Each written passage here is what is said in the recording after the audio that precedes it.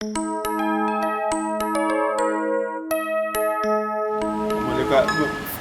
in fact this man knows in Facebook. Kine mepe page Imo Comedy. Oh every day on upload. Imo every day Imo. Instagram. Then you can't Facebook. Check my page Instagram. Imo Instagram nile. On upload. Mbobele ngene. Ndị mmadụ na-agbakọ ebe ahụ na-ekwu maka Imo. Ana agbali sha. Ana agbali. Ugbo n'ọnụ. Okwabala. Hey! Imo. Ejima. Pascal. Hello, Tumeri. Unangam this early in the morning time. Hey, when you know got pasa. Go be bad again. And my brother I say, whosoever that good thing is done unto, you should smile. Wow. Because when you smile, you attract beautiful things. But when you frown, ugly things will follow the frownness and jump into your life. God is here. Unfrownable. Actually, for my brother. So him some other one now. I could channel up from second year to ton because I'm a no God I got home. Who now doing the church, massage it on and one worship ministry. Oh, no longer. I got to get Toronto, Canada. Toronto, Canada, I got this morning. Yes. Awesome Gajiman. Adam 3 days ago. Honorable Chief Ifeanyi Chinasa, the CEO of Virgin and Wealth Incorporated, he called me on phone. Mom na phone some Chief Imo worldwide. My daughter is on to birthday. The chief na papa no go with the present youth leader, PDP youth leader na USA.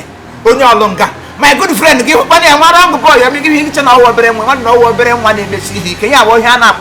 Over and send up a weekend. They will run up by Atani, Kekere. Yamuru send down for the on Wogon Congo, Temorasa, Kokemas now, Odogune Pempe. Wow. Machi, if I come na phone call, some not there, why you want Chelsea, Uzamaka, Chinasa.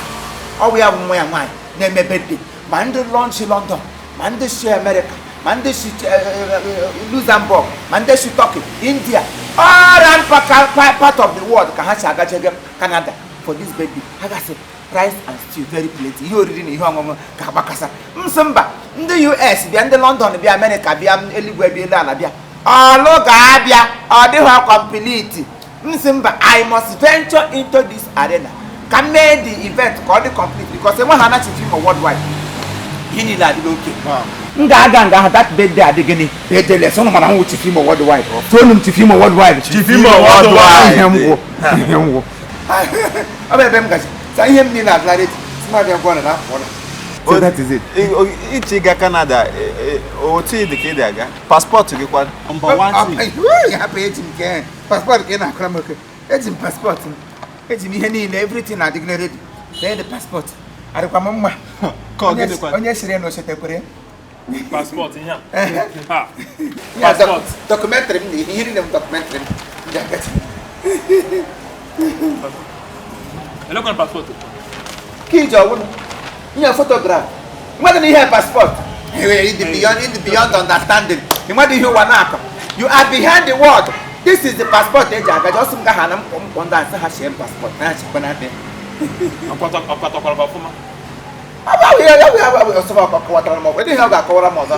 Onye iziri gozi a otikwara gị nye niile ni dị maka onwe nya furu ebe awon ike bofe dị ebe ị na-aga ni so passport m na-aga da bofe ni maka ebe m ga share passport na Canada embassy Canada photographer center ka m kpọrọ na ha kama ga na-ese foto so ha na-achọ m foto 4x4 onye ọgwara m ọsọ ya wụ ticket onye gwere gị nye ọkọ ọkwara gị ọfụma nọ nye iji ị ga-eji aba n'ọnụ ụzọ airport bịa fọkwa gị ba plane ọ international passport ka na-eji aga ebe anyị nke m ji ọnwụ gị international akọwa dịrị gị ọfụma ga not the beyond enemy unu enemy within onya ka ndị nwoke were jiri ka egosi kara onye ya sa nwanne m kara onye ya sa egbuwe o awu onye ya gasị gbuo ya asịkwa napụga ya visa awu onye ya gasị napụ ya otu unu chọrọ ịnapụ ga m this opportunity nwunye m nwoke nyere m ha ma m ọnụ I know the people enemy ndị ọchị dị n'eze mana iwe dị ha n'obi ọ bụ ihe m ji eze ọnụ I don't mingle with people like you. Gawa no nga. Kaya ma gwana biko. Him the money here. Eyum. Una ekola aga no buru mewu. Ko no no lu aga no ma so me le ta tram shop. Maka na wo no alare mo wo no. Chi hu ko to mo ko bia ga go ba wa apa. Tu ihe ha ga eme. Chi hu no bia na bia palo no ga. Emu na eche ka ego shi n'elu ga ron. If you work, you chop. If you no work, don't expect food. So you people should go and hustle and stop all this nonsense. I am going to Canada for my own hustle ship. As I don't like one. Tony go to I'm on like 1 week. 1 week stand my land.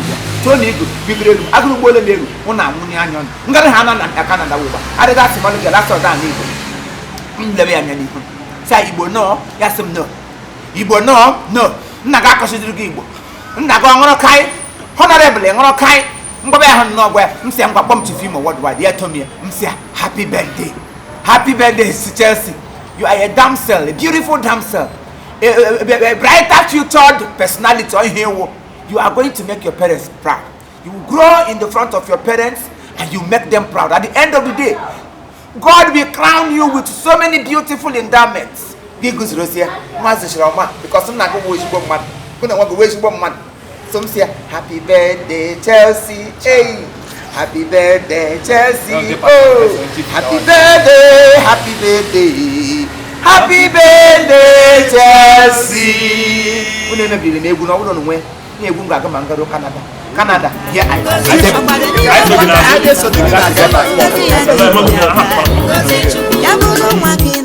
I na-ekele kwunu wee na-ayọkwa biko ana m ayọ ọtụtụ ndị mgbe ụfọdụ mbanye na my page ma na-ahụ ihe ndị mmadụ na-ede gbasara maka ihe nkiri anyị. Ụfọdụ sọ na-akpọ iyi, ụfọdụ sọ na-ekwu ikuku, ụfọdụ sọ na-eme nka ma ọ bụ nke ọzọ, ụfọdụ si this one no follow, ụfọdụ buruzie n'isi asị bụ na ha nwere personal war. No, ihe akpọrọ ihe ahụ film. Ekwotu m shiri kagbuo ọnụ kwuo ya film. Ya ihe nkiri ka ọ bụ. It's not real, but we're trying to make it real. Okay, understand there when you have a family problem or when you have a personal problem into your life, it will become a problem to you. But when you watch it when you are happy with a free mind and see it that no it will become a blessing to you. So many people now then those I will unfollow you, I will stop subscribing, I will do this, I will do that. What for? In ordinary drama. And I got church, mother apata ya na church. Christ or somebody after you for Christ. Nime church, they are not Christ. These things are acting. So why is my own difference? Because we don't love ourselves. But I'm Nandi by unless or a family name we have love into them because they lack Christ. When I want to have Christ name family, the love of God will continue to reign in their family. Because kai were na anya film, na anya play, anya comedy, anya ife clean ifochi. We need a chief Imo Comedy. Can you do this in a church? Some of us in our church believe. Now watch the thing and came and cause all the time. We abuse ourselves. We cause on your her real name is not Maggie. Mama Chief Imo. My real name is not Chief Imo. Also be moto bukwem moto bolenum kambeshi. If Obruni kukunda ini kuno any effect to us. So many of us are had in the rota. Our forefathers, Nena and I Hage Wogori Kobucha since I am one laugh for you. But these things are just mere drama. We are portraying something. So when you understand it that way, ya baraguru. Ayo kamnario. Bekwani kele ne kelekwa. Igbo niile ohaneze ndị Igbo. Ma Igbo nation. Igbo niile no na US. Ndị no London. Ndị no Italy. Ndị no Paris. Ndị no Germany. South Africa. India. Dubai. Name them. Ebe ọbụla Igbo gbakọrọ nke ọbụla anyị nọ ihe anyị na-eme na-adịkarị unique. Ya ka njikwa buru ofu olu na-asị ka mana Chineke gọziere m. Ihe ọbụla ị na-eme dị mma n'iru Chineke ngọzi ga-eso gị. Dịka ị na-asọpọtụ ihe anyị na-eme Chineke ga-asọpọtụ gị. Maka asị onye na-akọ n'ubi onye ọzọ ka Chineke na-akọ n'ubi nke ya. Ebe ị na-akọ n'ubi nke m sị ka ọ dịrị m mma Chineke ga-eme ya dịrị gị n'ezinụlọ gị mma. Unu agaghị anwụnata ọnwụ ike. Ị gaghị eli ozu na-erughị eru. Onye ọbụla na-amụtabeghị nwa gee ntị ka ngwa gị. Ị ga-amụta nwa n'aha Jizọs. Ị ga-amụ nwa ga-ele gị nka. Ị ga-amụ nwa kwuru. Your children will make you proud. Nwaanyị ọjọọ agaghị akpọ anyị ihu. Nwoke ọjọọ agaghị akpọ gị ihu. Ụmụ ọjọọ agaghị akpọ gị ihu. Business ọjọọ agaghị abịara gị. Business ọbụla itinyere aka ọ ga na-agara gị n'ihu. N'aha Jesus Christ bụ onye nwanyị. Thank you. I love you all. Ahụrụ m unu n'anya. Subscribe to our channel. Continue to subscribe to Imo Comedy. Chief Imo Comedy. Gị subscribe. Chineke subscribe into your account alert now bangam, you know. Mana gị ga subscribe. You got subscribe. Ya wụ subscribe. Achọrọ m ikwu ihe ga-eme mana Chineke ga-agọzi onye ukwu gozi onye nta. Follow us on Instagram @Chief Imo. Ị gara na Instagram ga type Chief Imo. Meme apịa nwoke ọma, nwoke nwere ime ogwo ahụ dị mkpa ahụ wrong boy. Ebe! Then the devil. Anwụọla na m anwụọ. I know. Darling.